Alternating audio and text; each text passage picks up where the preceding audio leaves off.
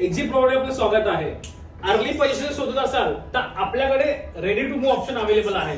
आपण पाहू शकतो हा आपला जोडी फ्लॅट आहे ज्याचा कार्पेट आहे 850. तर अशा प्रकारे आपला हा फ्लॅट असेल. हा आपण लिव्हिंग एरियामध्ये आता आहोत. अशा प्रकारे आपला लिव्हिंग एरिया आहे ज्याच्या बाहेर बाल्कनी प्रोव्हाइड केलेली आहे.